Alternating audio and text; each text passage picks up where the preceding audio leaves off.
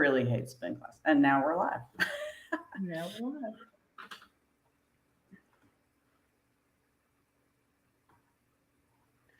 Okay, ladies, good morning and welcome to WPVM's forum.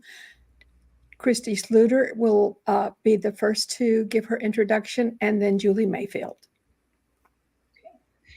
Good morning, Buncombe County. I hope you're doing well out there today. My name is Kristie Sluder. I'm a candidate in the Senate District 49 race, and I hope to be able to be of service to you come January. I'm a lifelong resident of Western North Carolina. I have been in Buncombe County for 36 years, and I know the struggle is very, very real for you guys out there. I know that the rents are high, the wages are low, the options are limited, and I know that we need to see a lot of improvement in our wages, in our options for employment that is secure and well paying, that we need options. We need to improve our school system and our infrastructure. I'm lifelong, and I'm really tired of hearing that people are going to fix our infrastructure and it never gets done. We're still riding on potholes. We're still lagging behind in so many areas. So I want us to be able to live in a clean, safe, healthy, functional, and thriving District 49. I come from Graham County, out Great Smoky Mountains, Nantahala National. Grew up with four brothers. We were a mountain family. I was fortunate enough to graduate from through a series of unfortunate events, actually, to be able to graduate from Oak Hill Academy in Virginia. I spent my early days here in hospitality. I entered higher education in '94, got my bachelor's in social work. I specialized in children and families, family systems, addictions, and corrections. Today, I hold a master's degree in clinical social work. I'm a licensed clinical addiction specialist. I'm a certified correctional healthcare professional by the National Commission on Correctional Health Care. I know that we have problems with our families first and foremost. It's one of my top priorities, being able to support family functioning in our communities. Crime is a huge problem for us in Buncombe County. It's not where it needs to be. We need to do more with it. Homelessness and indeed vagrancy is an issue in Buncombe County. And so being able to address the crime, the housing, the income, and our quality of education is huge for me. Also, access to healthcare. So it is a huge, these are the priorities I have. And I'm available to you. You go to my website, sluderforsenate.com. My number's on there, and I will answer the phone. Thank you for your time.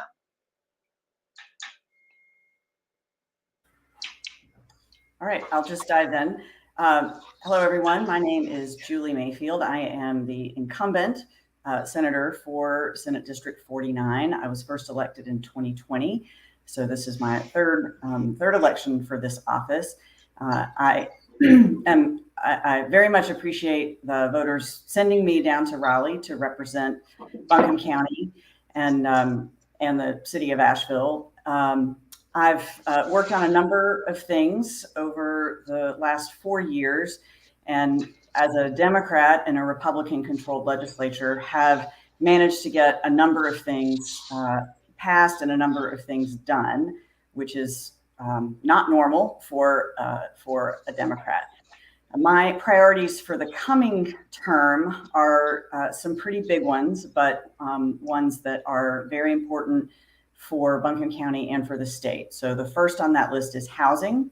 I am leading a bipartisan, bicameral working group that is going to be coming up with a slate of housing policies that we could adopt at the state level that will increase the supply of housing generally and affordable housing specifically. And the effort there is to find those policies that will be acceptable to Republicans and Democrats across the board in both houses. The second issue that is of primary concern for me is healthcare, particularly here in Western North Carolina.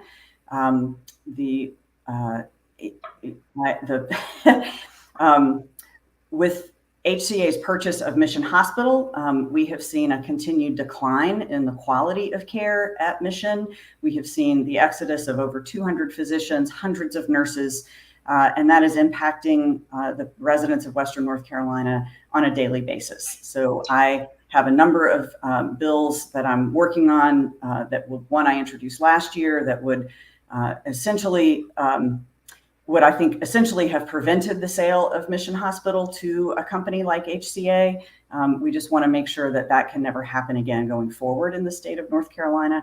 The one that I'm working on right now is focused on reining in the corporate practice of medicine, which is actually a national problem, not just here, but we are, in my view, a poster child for the negative impacts of the corporate practice of medicine.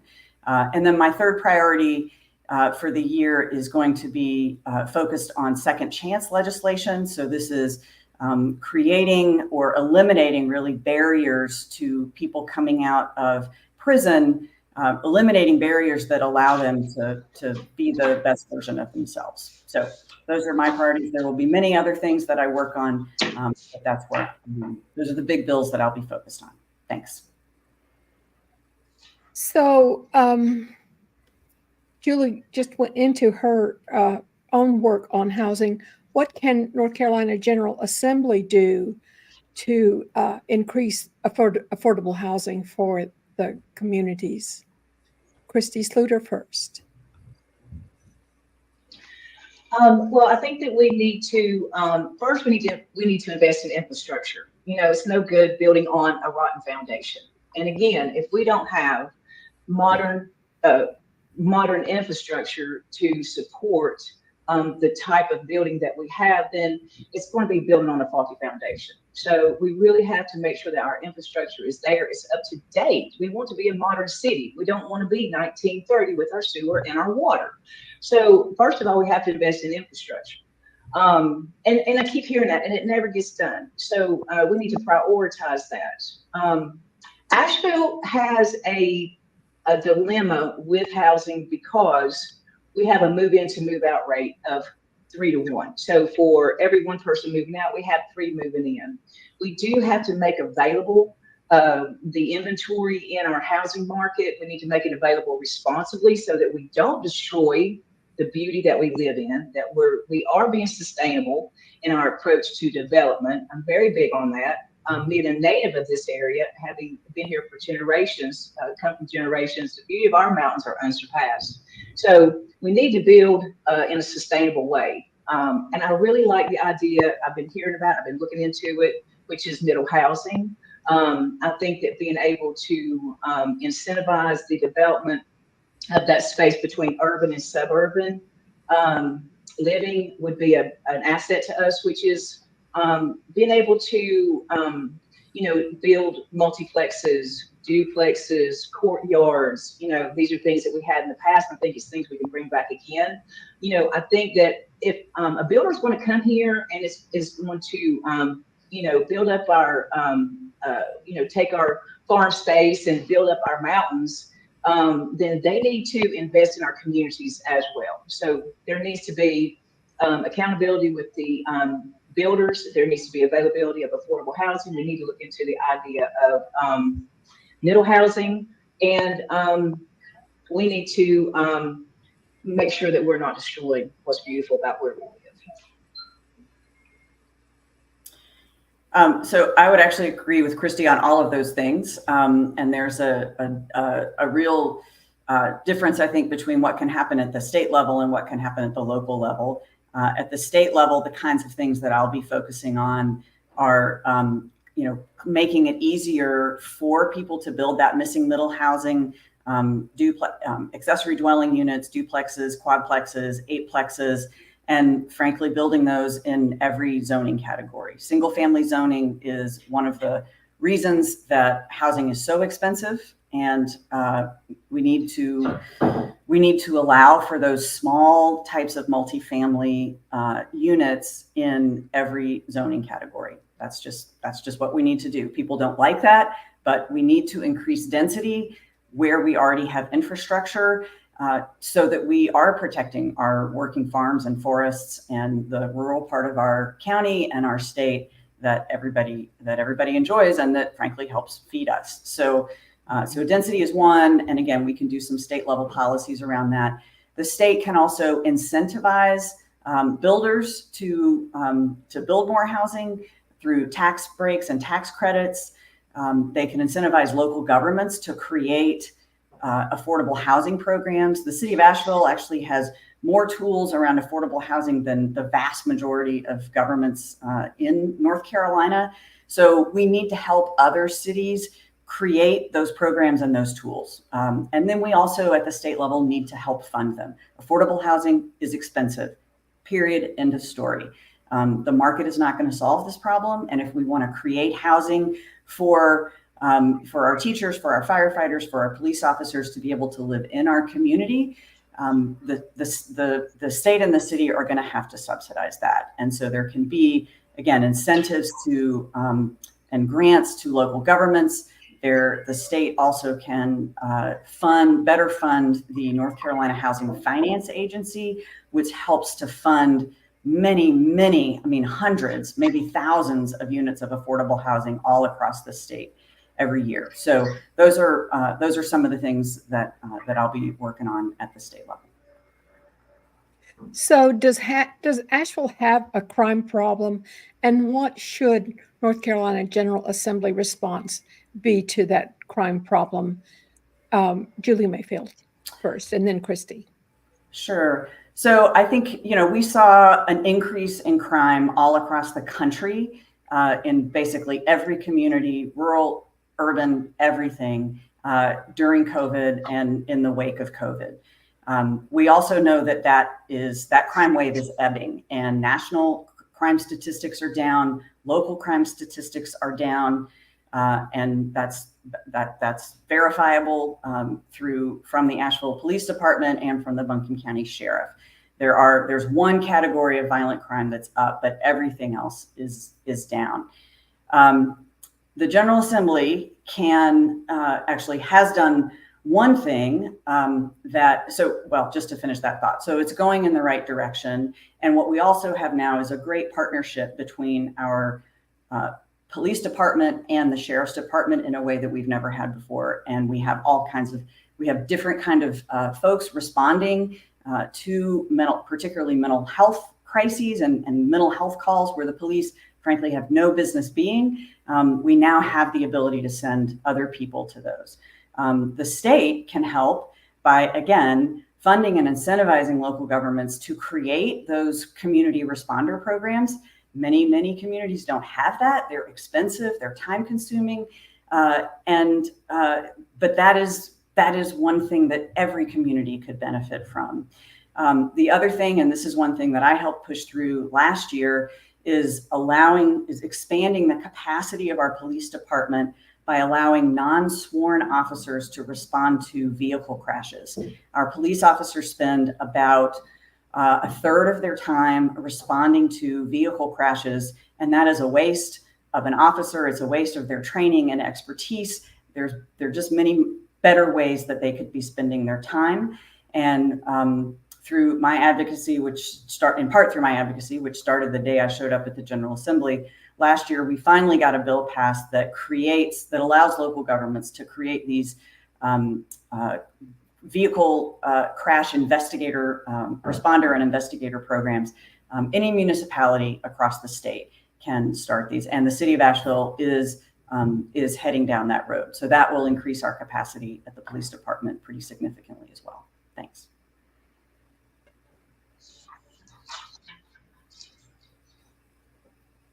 Kristie, go ahead.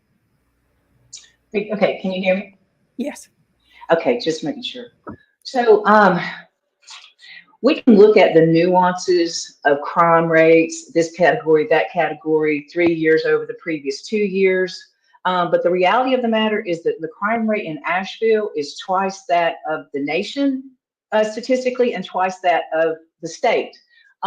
We may be going in the right direction in some areas, but we are not going in the right direction in the overall areas. And the reality of the matter is that many on the left, including many leaders in Asheville, worked very hard to discourage our police force just a few years ago, to the point to where they had less than half of their staff operating, and they have a huge vacancy rate now, even though that is improving because we've seen what happens when our police presence isn't in our community.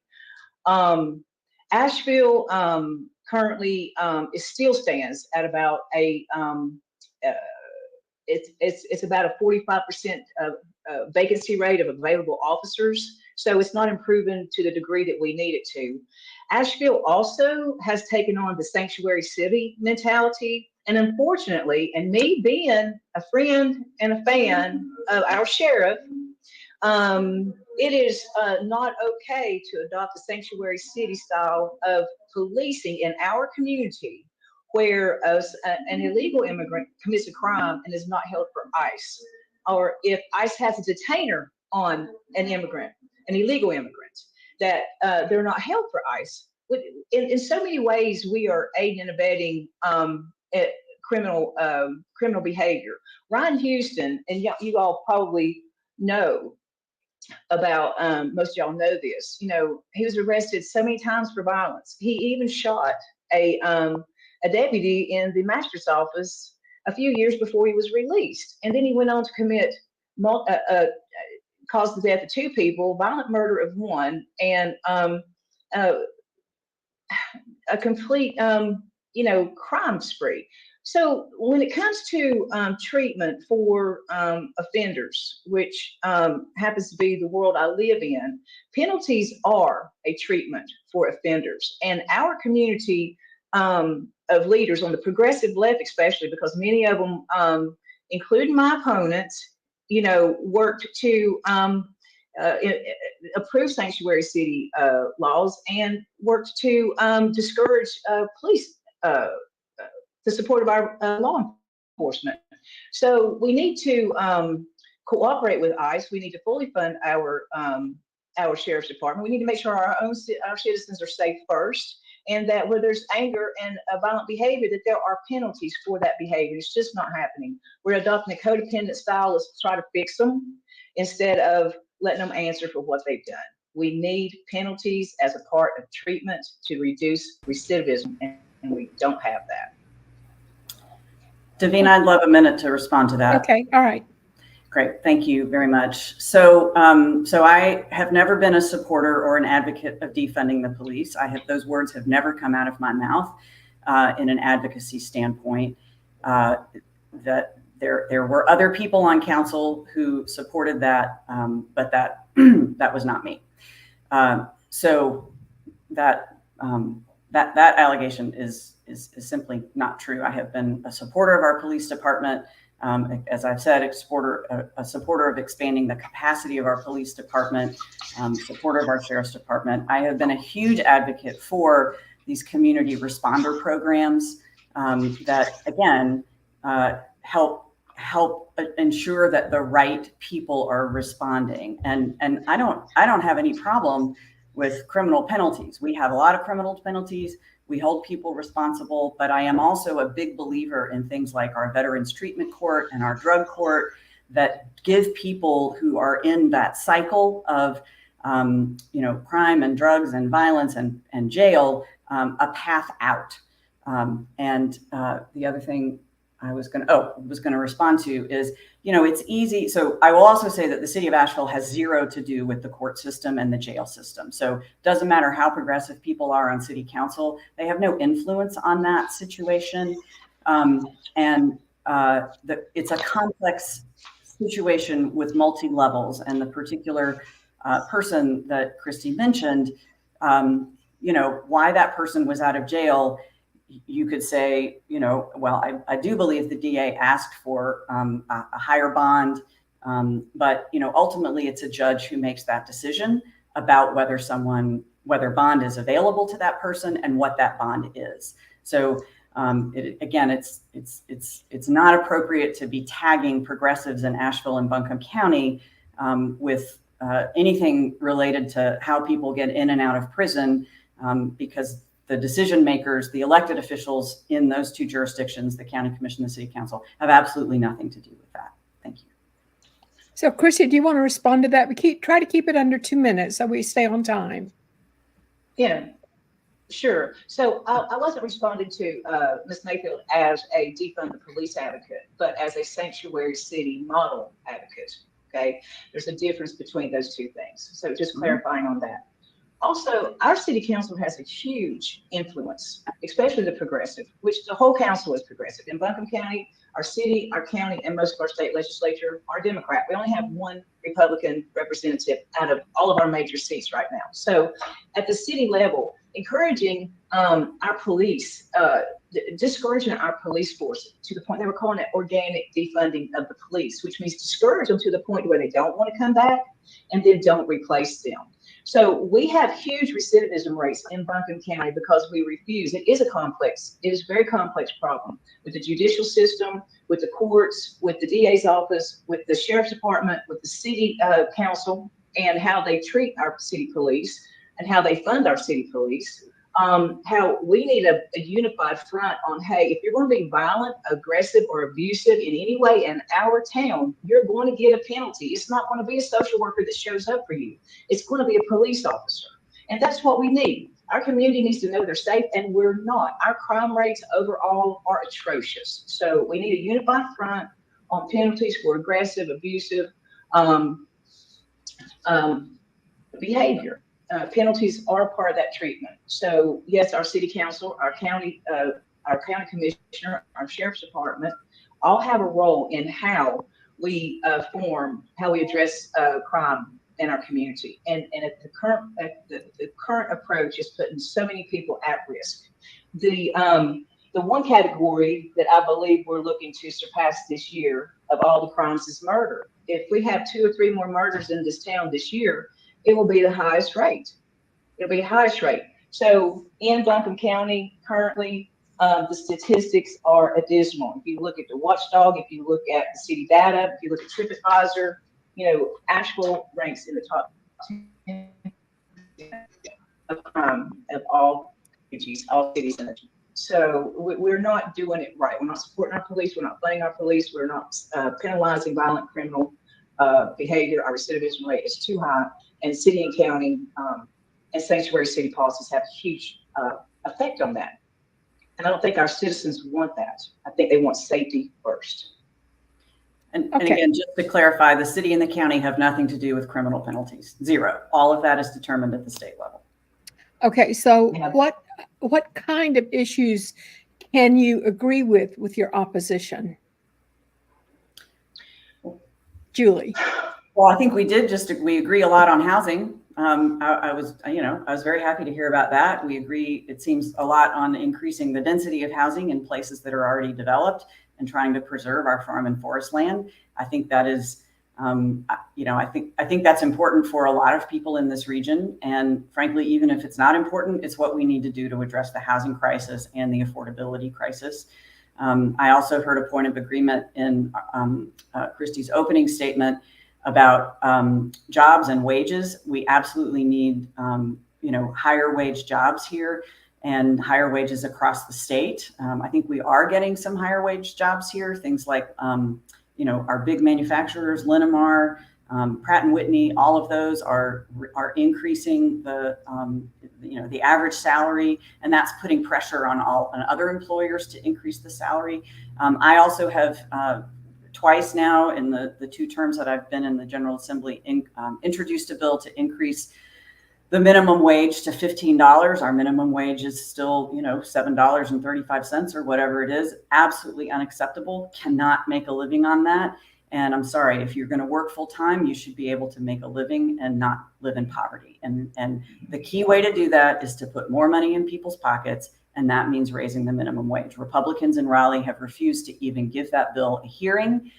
They're simply not interested in that. It's a very, Republicans in Raleigh are employer friendly and not worker friendly. And that is to the detriment of folks, certainly folks in our community. So those are at least two areas that I think we have agreement. Kristie. Yeah, and I would have to echo. I love that, and I think that Julie and I both care about the community.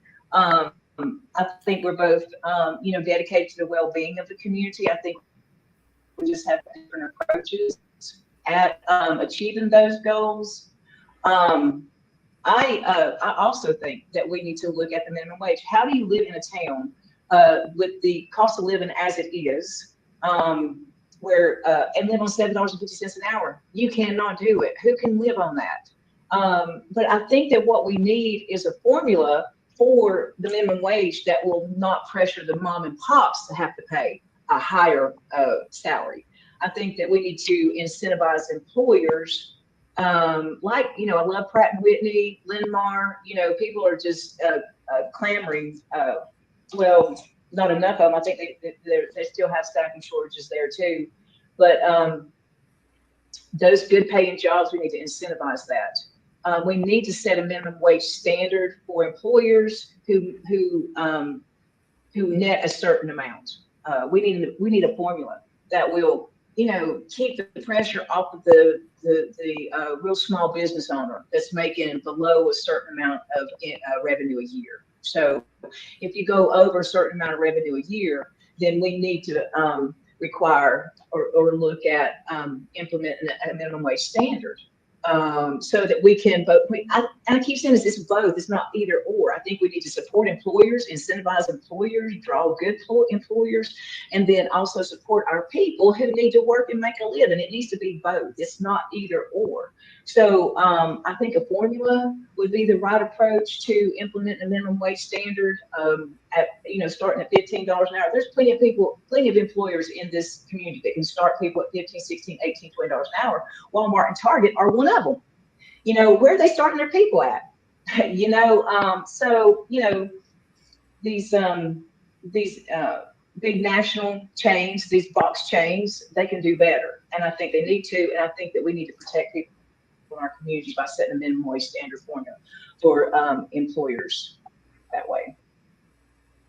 Okay, so this is going to go to Julie first and then Kristie. What threats and opportunities does AI present to North Carolina, and what role can the North Carolina General Assembly play? Yeah, it's a great question. Very, very clear and present danger in my mind.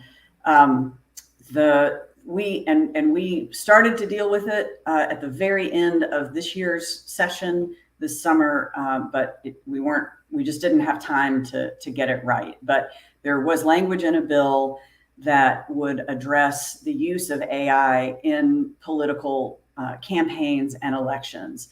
And that, I think, is the place to start in governing this, because AI has become so difficult for people to detect that people can create videos and audio recordings that appear real, and even experts sometimes can't tell the difference. So the language that we considered was requiring any advertisement that used AI, or anything that a political campaign puts out that uses AI, to have a notation that it uses AI, similar to this ad is approved by or paid for by. I think that's a start. There are other tools that are out there. I went to a seminar put on by Microsoft about all the tools that they have, and there is a way to actually embed sort of metadata into photographs and background that will show viewers and listeners where that photograph or video was taken, where that audio recording was made. And, so we might start requiring political campaigns to include that data with anything that they post, so that people know that it is real and they can point to the day and time it was created. and they will know that it's not AI generated. That I think is the biggest fear that we have, and I think the first place that the General Assembly can take action. There probably, AI. I mean, it's already all around us. It is not always nefarious. Where I think we need to be focusing is in those places where it is nefarious and where it is being used intentionally to mislead and deceive the public. Yeah, so I would just completely agree with Julie on that. AI can be a blessing or a curse, and we need to be focusing on the areas where it can be used in a malicious or deceitful manner, and absolutely can and will be used that way. I think that at the General Assembly and also at the national level, there needs to be language that mandates that the ones who develop this software and the ones who are marketing this software are also held responsible to ensure that the consumer is made aware that this is an AI generated video. If they are putting it out there, if they're making money on it, if they are advertising to consumers with it, whether it's political or if it's for any type of branding or commercial use, that the makers of this software need to be accountable for how it is perceived by the public. So again, there needs to be language in any type of legislation that would address AI to include the software developers. They're the ones who are putting it out there. They need to be the ones to ensure that it is being presented to the public as such. And there needs to be penalties again. If they are intentionally allowing their software to mislead or deceive people, then there needs to be stiff penalties for that. So disclaimers, yes, that they're mandatory if it's AI, and also that Google and Meta, especially Meta and some of these other global corporations that are developing this software, there needs to be language in our legislation that says that if they do not inform the public, or if they're not responsible for how their product is used, that they'll be held accountable for it.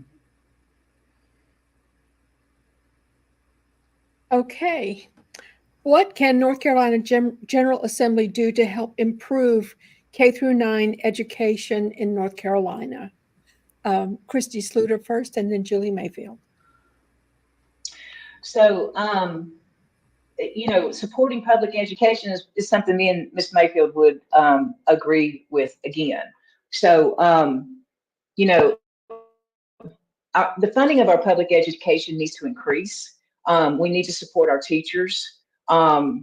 Teachers are a vital part of our daily lives. And Buncombe County has one of the highest turnover rates for teachers in the state. As a matter of fact, I think there's only one other county that has a higher turnover rate, maybe two, Jackson and McDowell, I believe. But, when the job is so hard, the pay is so little, and the cost of living in Asheville is too high, it just doesn't make it worth it. And, I think our teachers have been strapped with a pseudo babysitting job. So, well, let me just say this, it's more of a symbiotic relationship between parents and teachers. Teachers go to work to educate, parents go to work to provide for their children. But only 46%, around 50% of our children are growing up in two-parent homes right now. So we have a lot of, we have the highest rate of behavioral disorders that in the history of our country. And I do believe it's because our nuclear family is shot. There's such a large percentage of children who are stressed by not having the protection, the benefit, the blessing of a mother and a father in the home. I think that our behavioral disorders are on the rise, and our teachers are having to deal with that. So we need to support legislation that would not only increase funding for our schools and for our teachers, for our public teachers, but also, and I would advocate for school choice too, because I don't know any middle class parent that does not want to choose where their child could go to. Every middle class parent is always trying to figure out how to get their kid the best education possible. So I'm for school choice. I'm for fully funding, increasing the funding for public education. But we've also got to do something to stabilize our families, because our children, the teachers are having to deal with the fallout from what's going on at home a lot. Our nuclear family is a disaster. We need legislation that will provide aid to families in need, and we need to continue supporting single parents. So again, it's a two-pronged approach: support the parent, support the teacher, and that's what I would do if you sent me to Raleigh in January. So there's a lot of agreement there as well. I completely agree with increasing funding for our public school program, for our public school system. And that starts with teacher pay, as Kristie said, teacher pay, and frankly, teacher respect. I can just tell you there are a lot of legislators in Raleigh that don't respect public school teachers and what they do, and they feel that. So we need to show them that respect by paying them what they deserve. We also need to increase per pupil spending. I think North Carolina is either at the bottom or just maybe just out of the bottom of per pupil spending as a percentage of the state's GDP. And, that's ridiculous. We have our state's economy has grown. We have several $1 billion in savings, far more than we need for our typical rainy day fund. So we have the money to invest. And for folks who know about the Leandro case, which is a long running case around the quality of education in North Carolina, we have a plan that lays out how our investments should be made, and the legislature simply refuses to fund it despite a court order. So if we invested in the Leandro Leandro plan, we would do great. I am not a fan. So I am a fan of school choice. I am not a fan of vouchers. We're fortunate here in Buncombe County. We have a lot of school choice. We have City of Asheville schools that anyone can go to. We have Buncombe County schools that anyone can go to. We have charter schools. We have, the high schools have relationships with AB Tech, where students can start taking community college classes while they're still in high school. We have magnet schools. We have regular schools. We have language immersion programs. We have lots of options. We do not need, here in Buncombe County, the state paying for private schools. And that's what vouchers are. We don't need that. And we definitely don't need it across the state. School choice is an illusion in many counties in North Carolina. There are many counties, some significant percentage, 40, 60, something like that don't have a public school. So private school vouchers don't do those communities any good. The only thing they do is draw funding away from our public schools. And I want to be clear about how that happens. That happens in two places. Number one, when students leave public school and go to a private school, that school loses the state allocation for that child. So that is money out of their pocket. And then the other way, of course, and we just is that the money we allocate to vouchers, and we just allocated another $430 something million, or maybe $80 million for private school vouchers, most of which is going to go to parents who already send their kids to private school. That's money that, again, could be invested in our public schools. I also want to mention, the question was around K through 9, but everything I said applies to high schools. And then we also need to be investing in early childhood education before kindergarten, and our child care system, which is the workforce behind the workforce, and will allow more folks, more adults to go to work and create income for their families. Well, that was my bad if I said K through 9. I should have said K through 12. Can you take a couple of minutes to explain what Leandro is about? Because I've heard this myself time and again, and I frankly don't understand it. Can you give us a Cliff's Notes version, and then Kristie, you can respond. Happy to. So the Leandro case is, as I said, a long-running legal case in the state of North Carolina. Leandro is the name of the plaintiff in the case. That person was a child when the case was filed. That person is now in their 20s, I believe. And the claim in that case was that North Carolina was not meeting its constitutional obligation to provide every child with a sound basic education. That's the language out of our state constitution. We are required to provide that, and because of the inequity in the way that schools were being funded and in just the amount of funding that was going to schools, the state was not meeting that obligation. And so that decision was made, that conclusion was drawn by a court, so the plaintiff won. And then the question was, how do we remedy it? And about 4 years ago, I think it was a court-ordered task force created a plan that laid out the investments that needed to be made to bring our public school systems across the state kind of up to that level that they thought would be required to ensure a sound basic education. And that plan was not cheap. I think it was around $7 billion, but those would be investments over time. And then of course there would be continuing investments. Those investments would continue, but it was things like teacher pay, per pupil spending, increasing staffing in areas like mental health and other places where schools are desperately in need of staff. So it was a whole range of things. And if people want to look it up, they can just Google Leandro or Leandro plan.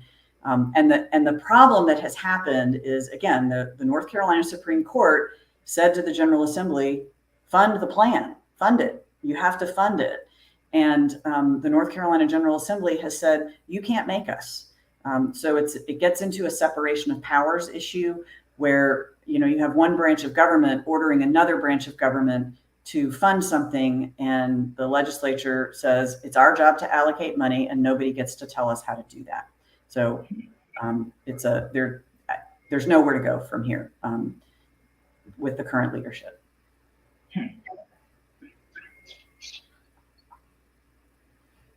Kristie? Make sure she can. You muted? Can you hear me okay? Yeah. You just disappeared for a minute. I want to make sure you was there.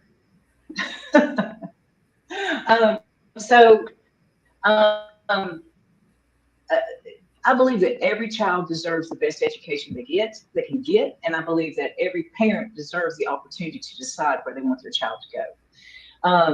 In North Carolina, that is not happening, and in North Carolina, our public school system our funding of our public school system is not meeting the standard. And again, the support of our children is not meeting the standard. The support of our parents are not meeting the standard. I love the idea of school choice because, again, I don't know of any middle-class parent or working-class parent that would not want the opportunity to help send their child to a school that they thought might benefit their child more. In the school, responding to the idea that this only helps wealthy families send children to a high-priced public school, the voucher system runs from the number of people in a household from 2 to 12. And to get the full support of this program, a family of 2 who made $37,000, up to starting at $37,000 a year. If you make $37,000, this program will help you. That's a family of 2. It would provide up to $7,800 of funding for your students, for your child to be a student at any school that you choose. For a family of 12 to get maximum support, it is $137,000 a year.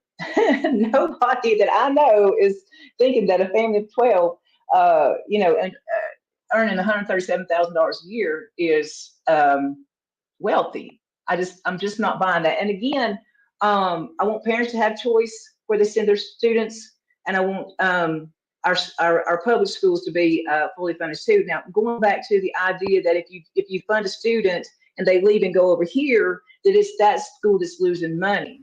Well, the reality of the matter is that school is also being relieved of the burden of that student. So allocating for that student in their budget is not necessary.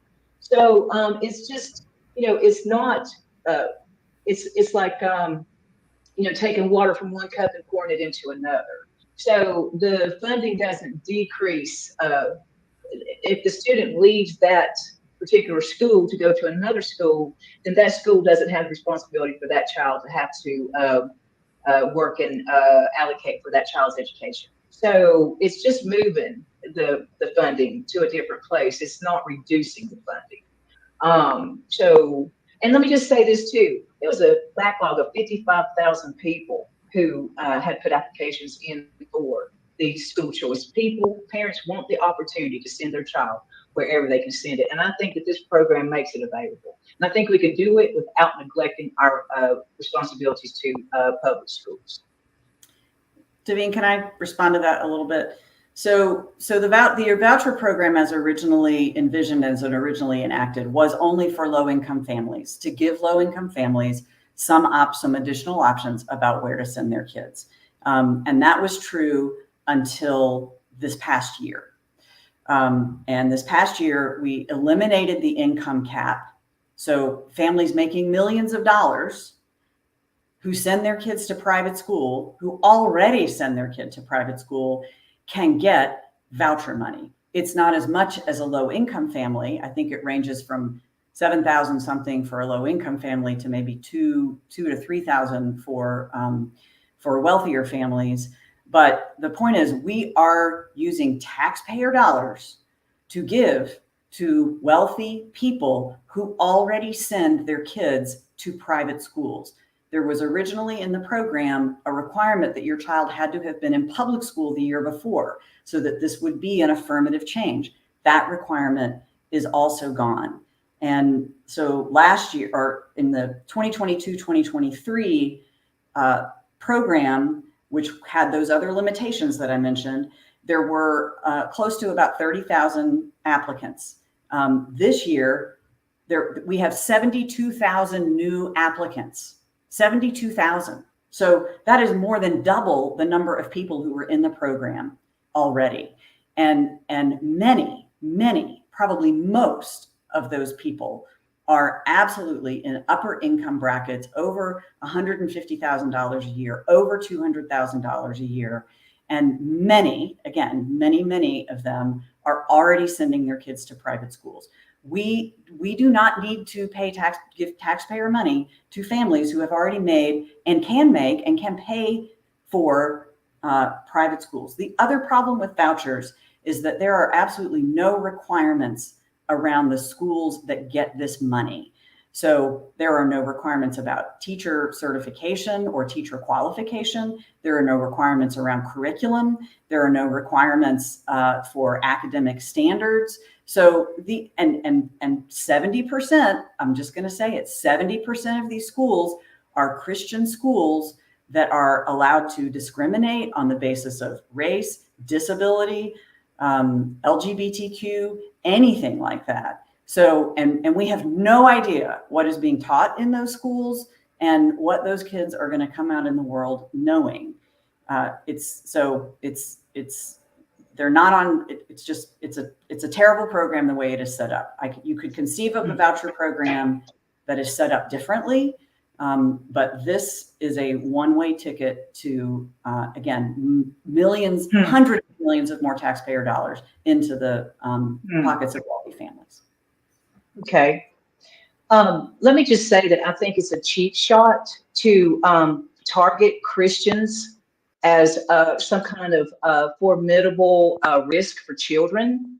Number one, I think that the body of Christ in this country, in this county, in this community has served this county very, very well.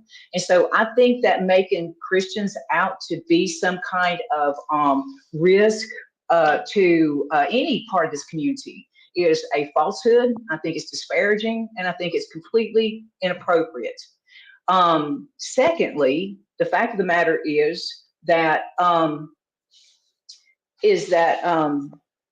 parents, Ms. Mayfield wants to say that parents are not capable of deciding what they want their children taught. That's another disparaging thing. it's like saying that people in the African American community can't find a way to get an ID. I think that is a complete slant on that community as well. When it comes to voter, being able to vote. So I really think that my opponent underestimates the intelligence and the viability of parents to make their own decisions about where their children go to school. Secondly, the fact of the matter is that I really want to know what the average income of the people applying for these vouchers are. I'm going to make it a point to find that out. When I look at this scale, I see the maximum income of someone being able to be awarded a full $7,400, a family of 12 making $137,000 a year. Now, to get some help, you could go up to $618,000 a year. I'm not opposed to putting a cap on the limits of income at all, because I am working class. I am middle class. I am not wealthy. I'm not from a wealthy family. I understand the struggles of people driving the 1994 Toyota, trying to live in this community, trying to get their children ahead, the struggle they face as a family or single parent, and the struggle that our community has with not only crime, but also with education. And I have no way to believe. So that just proved my point too. When you have 72,000 people that have applied for this program, that means that parents want the opportunity. So I completely disagree, and I'm completely disturbed by the idea that you would make that kind of remark toward Christian servants in this community, and toward the families that they serve, and toward the parents. Now, and that is exactly where she and I part way. We don't make differences between faith or religions. We don't make those differences. In the Christian faith, you have the right and obligation to choose what you want to do, and we are the ones who have been advocates of that. When you look at ABCCM and you look at United Way, you look at Red Cross, it's just a farce to say that Christians are Kristie, parents and children. We need to move on. Julie, I'm going to give you about a minute and a half to respond to this, and then we have to move on to the final, and then our final statements. Sure. I mean, I don't have any problem with Christianity or any religion. My problem is having those two things combined in a governmental, in any program where government dollars are at play. I have no problem with Christian schools, none at all. I just don't think taxpayer dollars need to be going to support those schools, again, because those schools are not held to any of the same standards that public schools are. They're just not. I have no problem with Christian schools. It's just taxpayer dollars going to them. And just a couple of other statistics. People think that vouchers are like, the panacea, and they're really going to help, poor people in rural communities. And again, they're not. The top, more than half of all voucher applicants are in 10 counties. And those are all the 10 counties that have big cities in them. So these are leaving rural counties behind. And 10 counties provide for nearly half of the voucher schools, almost 50%. And there's a huge concentration in Wake County. And I will tell you something else, and this just gets to the reality of the situation, is the top 10 schools in Wake County that receive voucher funding are owned and managed by one person. He has also spent about $100,000 in investing in Republican candidates in this year's election alone. So you can see how this works, how this cycle works. Vouchers are available, again, well, they are not helping, and they are not helping our rural communities, which is, of course, the communities that most of our Republicans represent. And there are states like Texas where the rural Republicans are pushing back, and they're recognizing that this is going to hurt that investing in vouchers hurts their schools. So it's not a panacea, and there, again, to Kristie's point, there did used to be a cap, an income cap. There is no longer an income cap on who can receive vouchers. You simply receive less money. Okay. All right. So then our final question is, What one good idea do you appreciate from the opposing party? Kristie Sluder first, and then Julie Mayfield. So, I will tell you what I love about Julie, and I do, because I don't know that there's anybody probably, within 10 miles of all of us that love our mountains as much as Julie does. So I highly respect her work to protect them. I remember being a child thinking, I don't want to go to heaven. I don't want to go to hell. I want to stay right here. I grew up at the head of Nantahala. I looked out the Smoky Mountains, and Nantahala was behind me, and I know what we have in our mountains. So I really appreciate her willingness to protect them. I will say that I wish Joyce Kilmer had been protected a little more. We lost virgin hemlocks over there. I have hemlock standing in my yard today because there's a simple solution that would have killed the beetle that killed our hemlocks. So, but I love her advocacy for our environment, and I appreciate it. I do respect the work that she's done around ensuring that our public schools are fully funded, which is what I want. I want our public schools fully funded. We need to raise our investment in education, and we need to raise our investment in families. So I would say there's two things there. I really appreciate the work she's done around the environment, and I appreciate the work she's done around education. Yeah, and I would sorry, excluding Christians from it. I would echo that. I appreciate our agreement on those things. The other thing, and we haven't talked a lot about this, is the fact that Kristie has spent her life in providing mental health services to people who need them. And we are in a mental health crisis in our country and in our state. It was not great before COVID. It's a lot worse since COVID. The state legislature made a huge investment last year, almost $900 million, in expanding mental health services across the state, and it's still not enough. So I appreciate the fact that Kristie has spent her life there, and she has firsthand experience about what people need and what kind of services would be helpful. And I particularly appreciate the place that she has spent a lot of time and that's in the criminal justice system with justice involved individuals, because frankly, our jails and prisons hold more folks with mental illness now than any other institution. Our jails and prisons have become mental health facilities, and the state is absolutely not investing like it needs to in those services in our jails and prisons. I just appreciate anybody who spends time in that setting and helps the people who are there, because our world and our system is arrayed against those people, and we need to be doing more to, again, help them become the best version of themselves when they get out of jail and prison. And Kristie has been a part of doing that. So I appreciate that. Okay, well, now it's time for closing statements. I want to thank you both very much. You've given some very interesting answers and posed some big challenges that we're facing in our community. So, Kristie Sluder, if you'll go first with your around 2-minute closing statement, and then Julie Mayfield. Okay. Well, I appreciate the opportunity to have a discussion. I think it's important for us to be able to find common ground. I think it's important for us to acknowledge, what we don't agree on and what we're willing to fight for. As your representative, I would first and foremost be willing to fight for your safety. Number one, you have to be safe in your own community. Asheville's crime rate, we're in the top 10%. If you combine all cities nationwide, our crime rate is too high in the big picture, especially in violent crime, in the overarching picture. So safety, public safety, income. We need better incomes. I will fight to get you better incomes. Housing, our housing crisis has to end.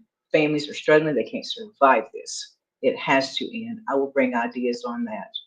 And also in education, I want you to have the opportunity to give your child the best education you can have, that child can have in a safe community, whether that's rural or urban or suburban, that you have options, and that you have safety, and that you have, you know, uh, you know, uh, that you have peace in your homes, and that you have peaceful neighborhoods, and that you're able to live a quality life in a beautiful setting.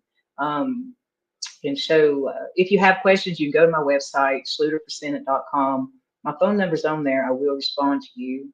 And I appreciate the opportunity to be here today. Thank you to the host.